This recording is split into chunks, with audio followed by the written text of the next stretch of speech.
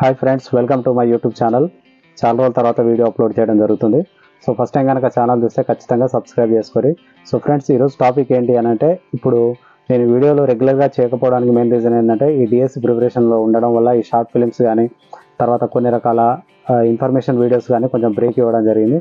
So ఇప్పటి నుంచి ఏంటంటే వీలైనంత వరకు ఒక వీడియోని అప్లోడ్ చేయడానికి అనేది ట్రై చేయడం జరుగుతుంది. సో ఫస్ట్ టైం కనుక మన ఛానల్ చూస్తే ఖచ్చితంగా సబ్స్క్రైబ్ చేసుకోండి.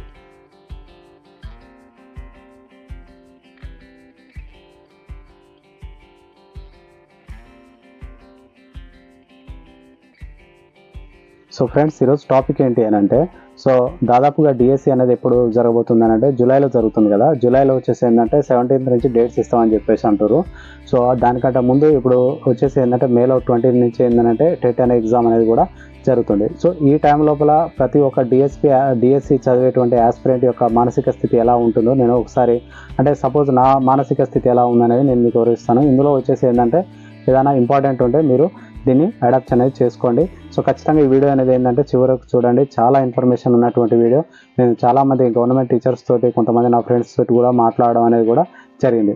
సో ఫ్రెండ్స్, ఈరోజు నేను చెప్పేది ఏంటి అని అంటే, సో ఇక డిఎస్సి అని అంటే ఏంటంటే ప్రతి ఒక్కరికి ఆంధ్ర సివిల్స్ అని అంటారు కదా. సో దీనికోసం ప్రతి ఒక్కరు చాలా కష్టపడతారు. స్టడీ హాల్స్ నుంచి మొదలు పెట్టుకుంటే, తర్వాత కోచింగ్ సెంటర్స్ నుంచి మొదలు పెట్టుకుంటే ప్రతి ఒక్కరు రాత్రనక పగలనక చాలా బాగా చదువుతారు. సో కానీ ఇక్కడ అందరి యొక్క ఆశ ఏంటి అని అంటే ఏంటంటే ప్రతి ఒక్కరికి గవర్నమెంట్ జాబ్ రావాలని చెప్పేసి ప్రతి ఒక్కరి ఆశ. సో ఆశపడడం తప్పలేదు. కాకపోతే ఏంటంటే ప్రతి ఒక్కరు ఏం చేస్తారు అని అంటే ఏంటంటే చదివేటప్పుడు బాగా టెన్షన్ తీసుకోవడం జరుగుతుంది. అంటే టెన్షన్ అంటే ఏంటంటే ఇంకా దాదాపుగా జూలై అంటే ఏంటి, ఇంకా దాదాపు మనకు 50 days టైం ఉంటుంది కదా. ఈ 50 days టైంలో ఏం చదవాలి, ఎలా చదవాలి, సో ఇంకా రివిజన్ అనేది ఎంతవరకు మిగిలిపోయింది అనేటువంటిది కూడా ఒక్కొక్కరు ఏంటంటే చాలా రకాల ప్రాబ్లమ్స్ అనేది కూడా ఫేస్ చేయడం జరుగుతుంది. ముఖ్యంగా వచ్చేసి ఏంటి అని అంటే ప్రతి ఒక్కరికి చెప్పేది ఏంటంటే, మనం ఈ సిలబస్ ఉంది కదా, ఈ సిలబస్ వచ్చేసి ఏంటంటే సిలబస్ కాపీలో ఉన్నటువంటిది ఏదైతే ఉంటుందో అది చాలా వరకు లాస్ట్ టైం 2018 డిఎస్సిలో చాలా వరకు మ్యాచ్ అనేది కాలేదు. దాదాపు ఏంటంటే వేరే విధంగా ఇవ్వడం జరిగింది. అయితే ఇప్పుడు మన సిలబస్ కాపీ కనుక చూస్తే అది ఎంత ఉంది అని అంటే ఏంటంటే ఇంటర్ పీజీ లెవెల్లో, తర్వాత ఏంటంటే ఒక పిహెచ్డి లెవెల్లో వచ్చేసి ఏంటంటే ఇప్పుడు మన ప్రాచీన చరిత్ర చూసుకున్నా కానీ, కొన్ని రకాల జానపద విజ్ఞానం చూసుకున్నా కానీ, సో ఇట్లా రకరకాలైనటువంటి కొన్ని టాపిక్స్ ఉన్నాయి కదా, అవి చాలా హై రేంజ్లో పోయినాయి. సో అక్కడ మనకు వచ్చేసి ఏంటి, ఇప్పుడు లాంగ్వేజ్ పండిట్ ఎల్పీజీ వచ్చేసి ఏం చెప్పాలి, 1 నుంచి 7 వరకే అర్థం చెప్పాలంటుంది. స్కూల్ అసిస్టెంట్ వచ్చేసి ఏంటంటే 10th వరకు స్టాండర్డ్. కానీ ఈ 10th వరకు స్టాండర్డ్లో ఉన్నటువంటిది ఏంటంటే మనం ఏం చేస్తున్నాం అంటే చాలా ఎక్కువగా చదువుకుంటూ పోతున్నాం. ఎక్కువ అంటే ఏంటంటే ఒక పీజీ లెవెల్లో చదువుకుంటూ పోతున్నాం. తర్వాత ఎగ్జామ్ పాయింట్ ఆఫ్ వ్యూ వచ్చే వరకల్లా అతను ఏం చేస్తుందంటే తక్కువ రేంజ్లో ఇవ్వడం జరుగుతుంది. దీనివల్ల స్టూడెంట్స్ ఏం చేస్తారంటే చాలా ఇబ్బందులు అనేది పడడం జరుగుతుంది. జాబ్ అనేది కూడా మిస్ కావడం జరుగుతుంది. ఇంకోటి ఏంటంటే బుక్స్ చేంజ్ చేస్తారు. అంటే బుక్స్ చేంజ్ మనం ఎప్పుడైనా కానీ, నాకు ఉన్నటువంటి ఎక్స్పీరియన్స్ నేను తెలుసుకుంది ఏంటంటే, మనం మెయిన్గా 6th to 10th వరకు, ఇంకా వీలైతే 3rd నుంచి 10th వరకు ఉన్నటువంటి అకాడమీ బుక్స్ మాత్రమే ప్రిపేర్ కావాలి. అకాడమీ బుక్స్ ప్రిపేర్ కావుతూ ఎక్స్ట్రా ఏదైనా నాలెడ్జ్ కోసం ఏంటంటే ఏదైనా మదిలేటుదో ఇంకొకరిదో ఒక బుక్ చదవాలి. కానీ సో ప్రతి ఒక్కరు మనం చేసేటువంటి బుక్ ఏంటంటే, ఇప్పుడు నేను మదిలేటు బుక్ చదువుతున్నా కదా, మదిలేటు బుక్ చదివిన తర్వాత నేను కొంచెం మదిలేటు బుక్ చదివిన తర్వాత ఇంకో నాకు ఒక ఫ్రెండ్ ఏం చెప్తాడంటే, అరే మదిలేటు బుక్ వద్దు, గురుకులం మెయిన్స్ వచ్చేసి ఏంటంటే తెలుగు అకాడమీ వాళ్ళు పెట్టారు, అందులో వచ్చేసి చాలా ఇన్ఫర్మేషన్ ఉంది, చాలా బిట్స్ ఉన్నాయి, సో నువ్వు అది ప్రాక్టీస్ చేయని అంటారు. సో అప్పటి వరకు ఒక 4 రోజులు మనం ఏం చేస్తామంటే మదిలేటు బుక్ చదువుతాం, తర్వాత 4 రోజులు తీసుకుపోయి దాన్ని పక్కేస్తాం, తర్వాత గురుకులం మెయిన్స్ చదువుతాం. సో మళ్ళీ గురుకులం మెయిన్స్ చదువుతూ ఉంటే ఇక దాన్ని మనం పోతూ ఉన్నప్పుడు మళ్ళీ ఇంకోరు వచ్చేసి ఏంటంటే మళ్ళీ ఇంకో బుక్ చెప్తారు, మళ్ళీ ఆ బుక్ తీసుకో అంటారు. సో ఇలా మనం బుక్స్ చేంజ్ చేయడం వల్ల కూడా ఏమైపోతుందంటే మనకు కాన్ఫిడెన్స్ లెవెల్ అనేది బాగా దెబ్బతినడం జరుగుతుంది. సో కాబట్టి నేను ఇచ్చేటువంటి అడ్వైజ్ ఏంటి అని అంటే ఏంటంటే, ఎవరైనా కానీ ఏదో ఒక బుక్ పట్టుకొని ప్రతిసారి 10 బుక్లు అనేవి చేంజ్ చేయకండి. బుక్ చేంజ్ చేస్తే ఏమైపోతుందంటే మన యొక్క కాన్ఫిడెన్స్ లెవెల్ అనేది ఏంటంటే బాగా తగ్గిపోవడం జరుగుతుంది. సో ఇంకా మనం రాసుకున్నది అయితే ఏదైతే ఉంటుందో అదే మాట మాటకు రివిజన్ కనుక చేసుకుంటే ఏంటంటే మనం మంచి రిజల్ట్ తేవచ్చు. ఇంకోటి ఏంటంటే ఇంకా 50 days టైం ఉంది కదా, ఈ 50 days టైం లోపల చాలామంది ఏం చేస్తారంటే ఆన్లైన్ ఎగ్జామ్ రాస్తారు. ఆన్లైన్ ఎగ్జామ్ రాసినప్పుడు ఏమైపోతుంది అని అంటే దీనివల్ల కూడా మన కాన్ఫిడెన్స్ లూజ్ అవుతుంది. ఎందుకు అని అంటే, అదేంటి ఆన్లైన్ ఎగ్జామ్ రాయడం వల్ల కాన్ఫిడెన్స్ ఎలా లూజ్ అవుతుంది అనుకుంటారా? ఖచ్చితంగా అవుతుంది. ఎందుకనంటే ఇప్పుడు మనకు వచ్చేసి కొన్ని రకాల ఇన్స్టిట్యూషన్స్, అంటే S&S కావచ్చు, రామయ్య కావచ్చు, తర్వాత ఇంకా వేరే పబ్లికేషన్స్ కావచ్చు, ఇంకా కొంతమంది రకరకాల ఎగ్జామ్ పెడుతున్నారు. సో ఇక్కడ మీరు గమనించాల్సింది ఏంటి అని అంటే ఒక ఎగ్జామ్కు ఇంకో ఎగ్జామ్ కంపేర్ చేసినా ఉండలేదు.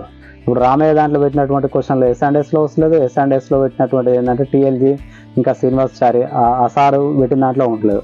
ఇలా క్వశ్చన్స్ అనేవి టోటల్ డిఫరెంట్గా రావడం వల్ల అప్పుడు మనకి ఏమైపోతుంది అని అంటే ఏంటంటే అరే ఇందులో వచ్చినటువంటి క్వశ్చన్లు అందులో రావట్లేదు, అందులో వచ్చినటువంటి క్వశ్చన్లు ఇందులో రావట్లేదు, నాకు జాబ్ వస్తుందో రాదో అనేటువంటి భయం అనేది ప్రతి ఒక్కరి లోపల ఉంటుంది, నా లోపల ఉంటుంది, మీ లోపల ఉంటుంది. సో కాబట్టి ఈ ఆన్లైన్ టెస్ట్లు అయితే ఏవైతే ఉంటాయో చివరిగా లాస్ట్ అటెంప్ట్ కింద వచ్చేసి ఏంది అంటే లాస్ట్ అటెంప్ట్లో వచ్చేసి ఏంటంటే లాస్ట్ మంత్ వచ్చేసి ఏంటంటే లాస్ట్ 15-20 డేస్ చాలు, అది సరిపోద్ది. మెయిన్ ముఖ్యంగా మనం ఆన్లైన్ టెస్ట్లలో వచ్చేసి దేనిపైన ఫోకస్ పెట్టాలంటే స్కూల్ బుక్స్ వీలైతే మనమే బిట్స్ తయారు చేసుకోవాలి. మనమే బిట్స్ తయారు చేసుకొని ఆ బిట్స్కు సంబంధించి మనమే ఆన్సర్ చేస్తే మనకి ఏంటంటే కాన్ఫిడెన్స్ లెవెల్స్ అనేది కూడా బాగా ఇంప్రూవ్మెంట్ అవుతాయి. కాబట్టి ఎవరు కూడా ఈ ఆన్లైన్ ఎగ్జామ్ అనేది ఏంటంటే ఇప్పుడే రాయకూడదు. ఇప్పుడే రాస్తే ఏమైపోతుందంటే రకరకాల కన్ఫ్యూజన్ అనేది వచ్చి జాబ్ వస్తుందో రాదు. ఎందుకు అని అంటే అక్కడ అప్లికేషన్లు వచ్చేసి డిఎస్సికి వచ్చినటువంటివి 2,20,000 పైచీలకు ఉన్నాయి. కానీ అక్కడ పోస్టులు చూస్తే ఎంత ఉన్నాయి, దాదాపు 9-10,000 ఉన్నాయి. రిజర్వేషన్ వైజ్గా చూస్తే ఎంత ఉన్నాయి, మా అంటే 1, 2 ఉన్నాయి, 2, 3 ఉన్నాయి. సో ఈ 2, 3 పోస్టులకు చదవడమే మా గొప్ప అనుకుంటే ఇక ఈ ఆన్లైన్ టెస్ట్ల వల్ల తర్వాత ఈ బుక్కులు మార్చేటువంటి విధానం వల్ల మనం ఏంటంటే చాలా సఫర్ అయి ఉంటుంది. కాబట్టి ఫ్రెండ్స్ ముందుగా ఏంటంటే ఫస్ట్ మనం గమనించాల్సింది ఏంటంటే 3rd నుంచి 10th వరకు ఉన్నటువంటి academy books, same time first year second year academy books, so ఇవి ప్రిపేర్ కాండి. ఇంకా వీటితో పాటు అదనపు సమాచారం కోసం ఏంటంటే ఏదైనా ఒక బుక్ మధ్యలేటిదే చదువుతారా, లేకపోతే గురుకుల మెయిన్స్ చదువుతారా, లేకపోతే ఇంకా వేరే ఏదైనా చదువురి, కానీ ఏదైనా కానీ ఒకటే బుక్ పట్టుకొని 10 బుక్లు అనేది చేంజ్ చేయకండి. లాస్ట్ ఈ ఆన్లైన్ ఎగ్జామ్స్ అయితే ఏవైతే ఉంటాయో లాస్ట్ 1 or 2 months 15-20 డేస్ మాత్రమే రాయరి. అలా రాస్తే ఏమైపోతుంది అని అంటే ఏంటంటే మీకు కాన్ఫిడెన్స్ లెవెల్ అనేది కూడా ఇంక్రీజ్ అవుతుంది. టెస్ట్ సిరీస్ వచ్చేసి ఇది ఆన్లైన్ ఎగ్జామ్ కావచ్చు, ఇంకా టెస్ట్ సిరీస్ కూడా వస్తుంది. ఈ ఆన్లైన్ ఎగ్జామ్ల కంటే టెస్ట్ సిరీస్ రాయరి, ఇంకా మంచి రిజల్ట్ అనేది కూడా రావడం జరుగుతుంది.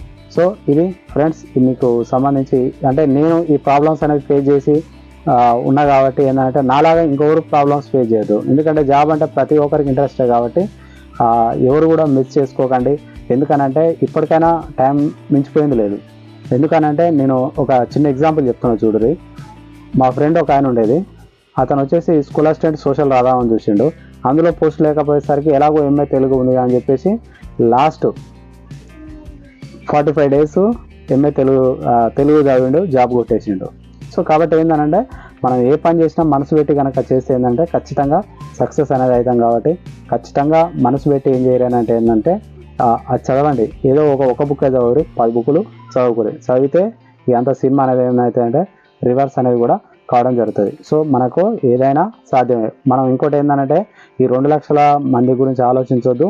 ఎప్పుడు కూడా మనం ఏం ఆలోచించాలంటే ఒక పోస్ట్ నాదే ఓపెన్ కోటాలో అని అనుకుంటూ మనం చదువుకుంటూ పోవాలి. అలా చదువుకుంటూ పోతేనే మనం సక్సెస్ అవుతాం. ఎందుకంటే కాంపిటీషన్ చూసి మనం ఎక్కువ భయపడ్డాం అనుకో ఫెయిల్యూర్ అయిపోతాం. సపోజ్ ఏంటంటే ఎగ్జాంపుల్ అంటే ఈ నందవంశం ఉండేది. నందవంశం వచ్చేసి ఏంటంటే క్రీస్తు శకం 4వ శతాబ్దంలో చాలా పెద్ద. సో అట్లాంటి నందవంశాన్ని చూసి ధనానందుని చూసి అలెగ్జాండర్ లాంటి వాడే భయపడిపోయాడు.